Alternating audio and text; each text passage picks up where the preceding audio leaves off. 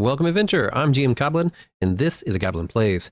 In this video, I think I'm going to talk about what Guild Wars 2 does right. And I'm sure I'm going to get into some of the things I found that I have a little bit of a gripe about, and what I think they've done wrong. But let's start this video off with saying some of the things they did right. And even though this game has been out for almost 14 years now, there's a reason that people have returned to it, and it's not just a dead game. In fact, I came back to it recently and bought all the expansions, and I think I've got almost all the content purchased, just not gone through yet. But one thing they did was, as you progress through, and I just did a video about graphics, they have definitely made sure to keep updating and making the new areas look even better. And so, one of the big problems is the graphics for the old content that's 14 years old almost, guys. So you got to remember that people will complain because it doesn't look like any of your new Unreal Engine games. And this is not Unreal Engine. I am using Reshade, like I showed in the other video, but the game looks pretty good. I mean, it still has breaking the water, so you've still got effects to come in. The mounts is probably where we should start. Mounts are one of the things that actually got me in to this whenever I was looking at getting into an MMO with my son. And that's because it would be something for him to collect. And they looked pretty cool. He liked them. Do this. But the mounts, which were brought in originally in Pathfinder, are pretty cool. One of the first ones you're ever going to get, and one that you can get if you have any expansion of the game, and you will get it for 10 hours of playtime if you're on a free account, and that's going to be the Raptor. Raptor is specifically fairly fast, a standard mount, but its jump is going to be its big thing, allowing it to cross. The Springer is going to allow you to jump high, but the mounts and the individual movement between them is something that makes them special. A lot of games will give you a mount, and when they do, it's just kind of a skin. Maybe they run a little faster, but no, not only do you have a jumping mount, not only do you have a mount that is going to allow you to cross vertically, but horizontally, like with the Raptor, and the Raptor's faster if you're just running. But this guy, he moves faster over water than he does on land. And he can levitate a little bit to go over things, to go over rocks. But almost all your liquids in the game, this is what you're going to use him for, which is your Warclaw, which I've seen a few people play around with. Came out in the Janithar expansion. You've also got the Roller Beetle. Roller Beetle is really just kind of your speed bike.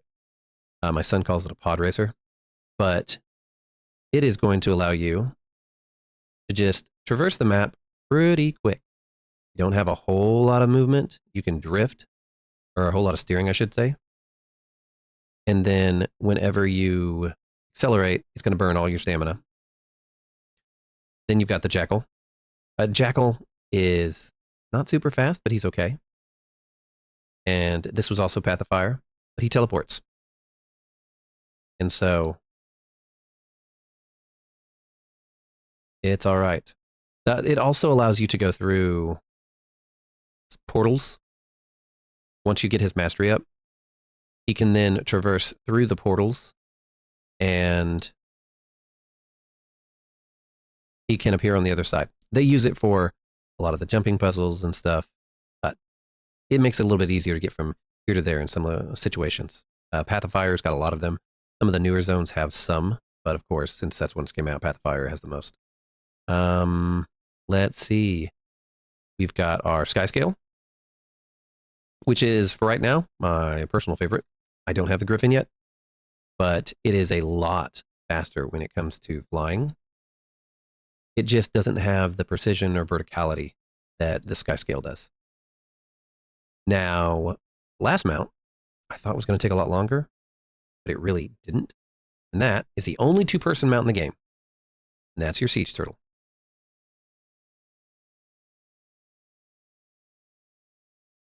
And so it's pretty cool for helping out people going around. It has obviously the most HP, and your HP, I believe, can double on all your other mounts by using the mastery into dragons turtle mount. So you can get masteries for all of your mounts, and you will when you unlock them. And so not only do you increase his ammunition, because whoever's in the secondary seat can actually fire these cannons and deal damage, but you also can get an increase in all of your other mounts. So it'll give you a health boost. In fact, a lot of your mounts, even going back to POF, can give bonuses whenever you get all of them set up. They'll give a small bonus to all the other mounts that you use. But they really change how you use the world. If you are a free player and you were thinking about what to get, I would definitely get, they usually have a bundle for very cheap, to get the Heart of Thorns, which gives you the glide ability. And then I would get Path of Fire. Glide ability is cool because you can use it even when you're in combat, even if you don't have mounts. But Path of Fire opens you up with getting all the mounts, and then opens up the world quite a bit with what you're able to do. And of course, in your later editions, they plan for it, because you obviously need certain mounts to be able to get up here. So, another thing that Guild Wars does great in is allow you to use mods. Now, you're not supposed to have anything that fishes for you, or does combat, or takes care of your skills, but anything surface level, after it's already on your side for visual, any data that you can generally read is okay. As you can see, I use something called Bloodshed, which I can get into a little bit later, or I can make a video on it, on how to install it and everything. But with it, I have all sorts of stuff. One of my favorites being, and I can't live without it, the ability to hold down a key and either get on the mount that I want, even if it is not the one that I have selected by the normal button, but also the ability to select all of my mounts, to select my door, to my personal instance, to select my boat anytime I want. Now, I run with the Nostromo anyway, so I can have the hotkeys, but being able to just hold down one button and do this is a lifesaver. And it's one of the mods that a lot of people recommend. Another mod, if you can see those arrows, is going to be something that a lot of us use, which is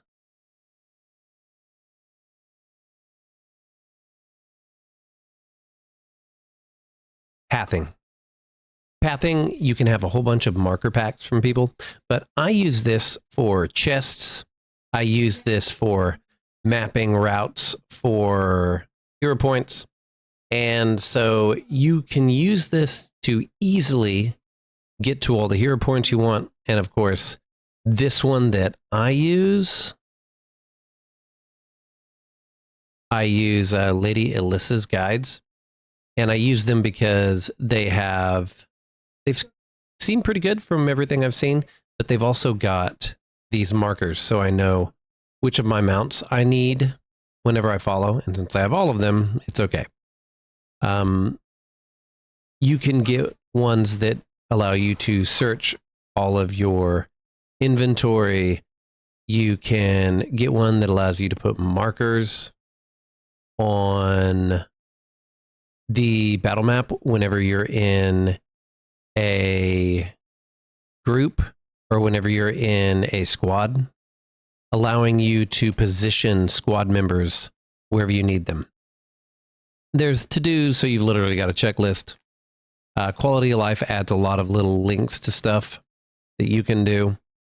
And then One of the ones that I also love is this, which is going to be a table for upcoming events. It's excellent to be able to see what I want, click on it. I copy the location that I need to go to, and then I just punch it into a private chat and go there. So it's extremely convenient to be able to have these. That is using Blish. And then, of course, I have Nexus for the Arc DPS meter, which can see how much DPS you're doing, how much healing you're doing, how your uptime for all your boons. It's also Nexus. I use a couple others. So Compass I've got at the top, as well as, if you see these boxes, I am used because of BDO. I'm used to having my skill buttons around my character. And I found myself constantly looking down at my bar when I was just beginning. So after doing this, not only do I have something that is going to change with my weapon, but I can see during combat what button I have to hit, and it allows me to not have to look at my health. And then, of course, I have my health bar and everything right next to it whenever I actually get into a fight.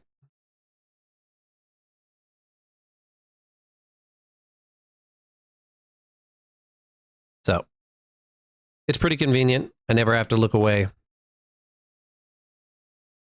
And I can still see all my boons and everything that I need.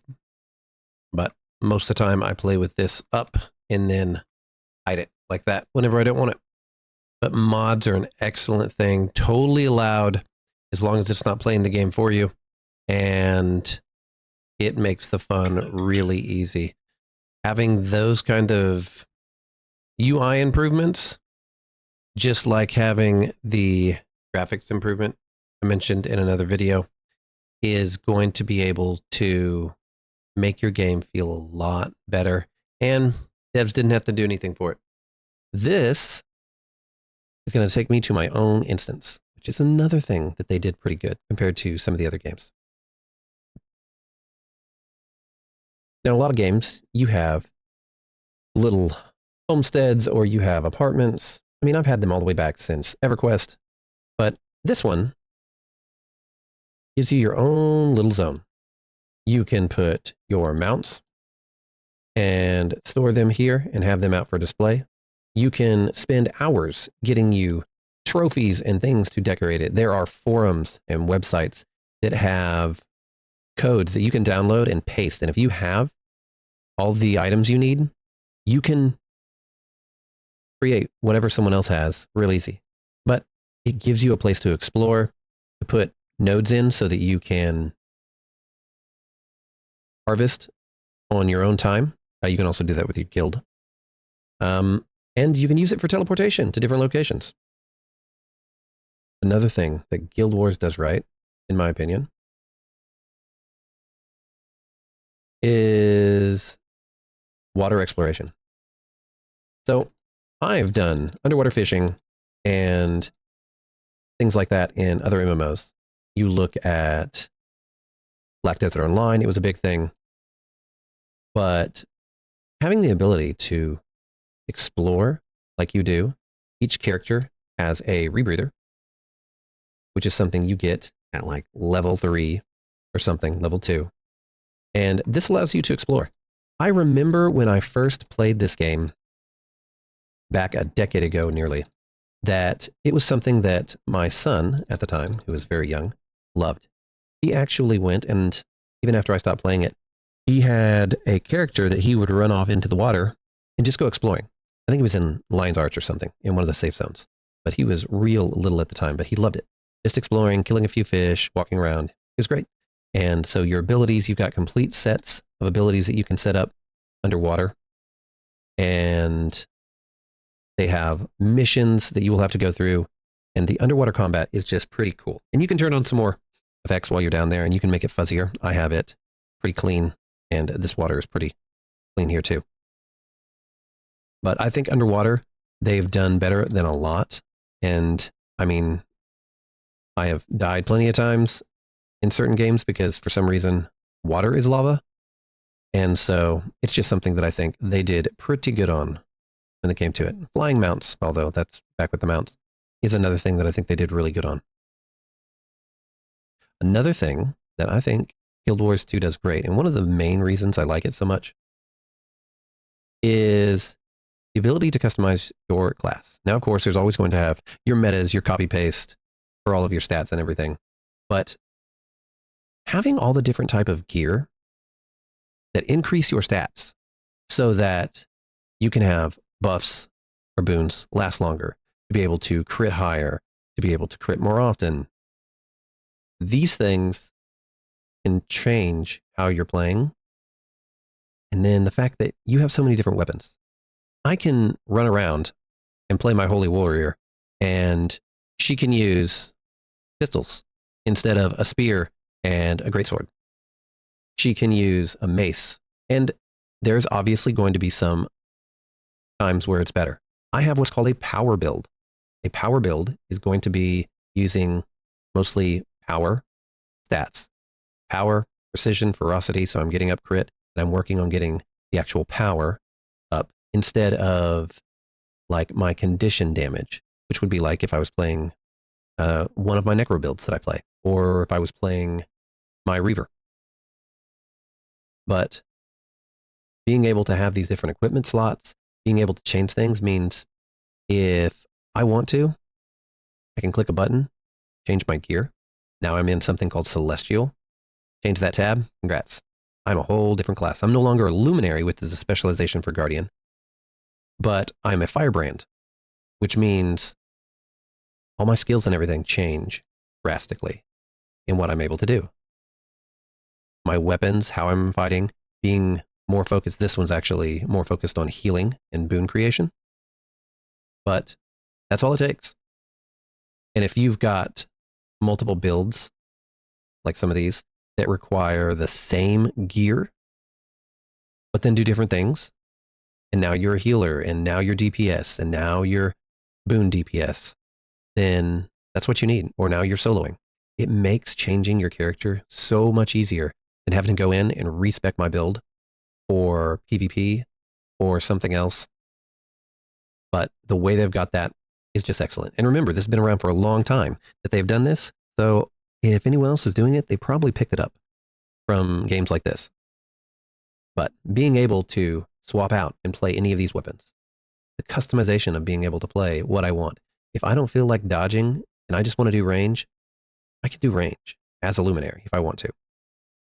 And the same thing goes with being able to change out by the use of these skills, as you saw, going from Firebrand and using defensive skills and skills that assist me in your conditional damage with this class to something totally different. And I can still have all my progression and focus on this. And then, of course, if you have legendary gear, which allow you to change stats, you don't even need multiple sets of gear. You just right-click, change it, and you can try out anything. But there's lots of builds, lots of different gear that I could have all on the same character and play different ways.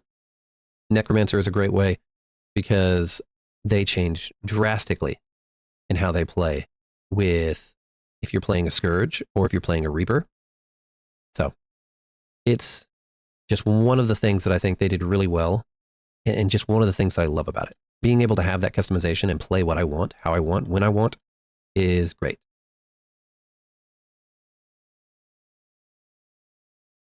Now, the metas and the open world content is another thing that I think they did great in this game.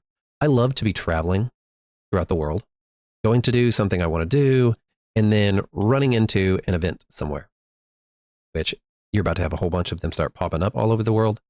But with as big of a world as you're looking at, 14 years worth of content, to still have guildies and all these people playing in all these different zones, and then just to have an event pop up on a timer, or to have your bosses that come out.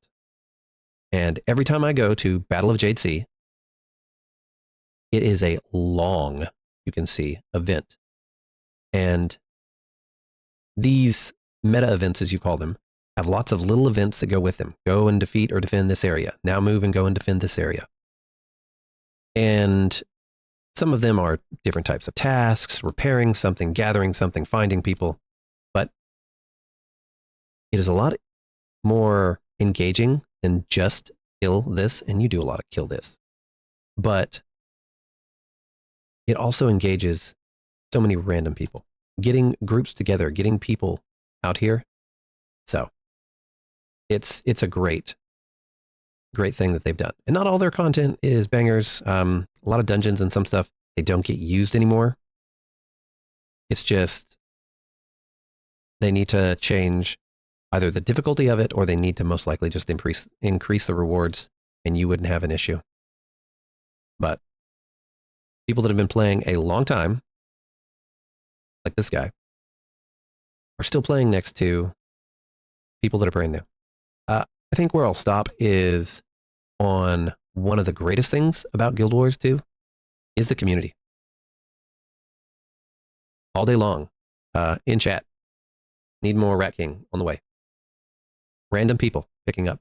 My son, and my son is not quite a teenager, but he is autistic. And so there's a few things that he does that odds out other people, especially his own age.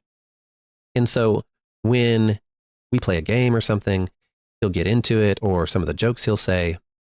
One of the things that really got me was we were going around getting hero points. Hero points are what you need to level up things like specializations. We were getting him his Reaper. He had just hit level 1. I think it was close to New Year's or New Year's. I was letting him stay up late with me. We were having fun.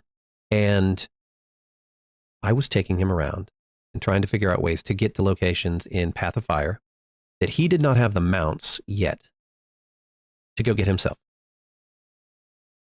And we started running, just following these guys because they were going the exact same way as us.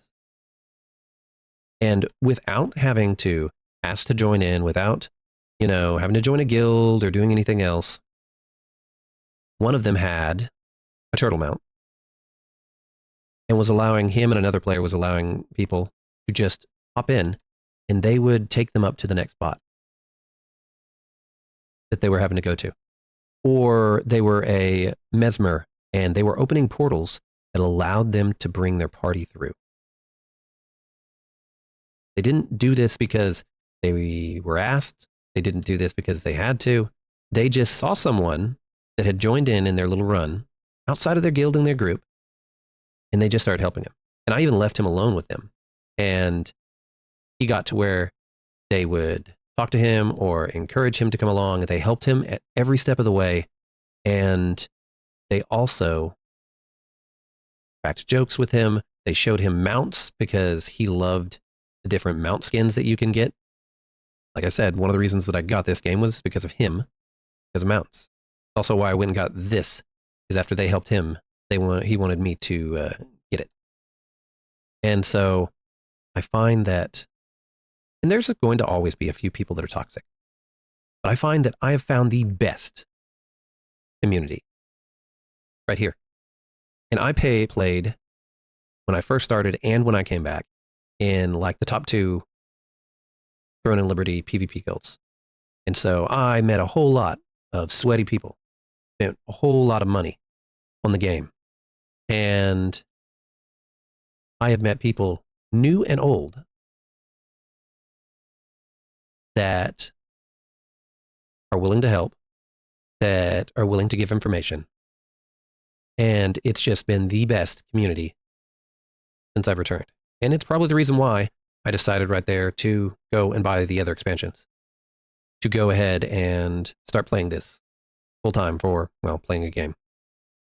So if you want a game that has got some cool features that have held up over time, it doesn't look too bad, it has the best MMO community, and come here. Come to Guild Wars 2. Enjoy, take your time, do everything on your own schedule. Get as sweaty as you want to, or just sit back, relax. See you next time. remember to like and subscribe, and I'll see you in the world of Tyria. Remember to come back and join us at Goblin Plays.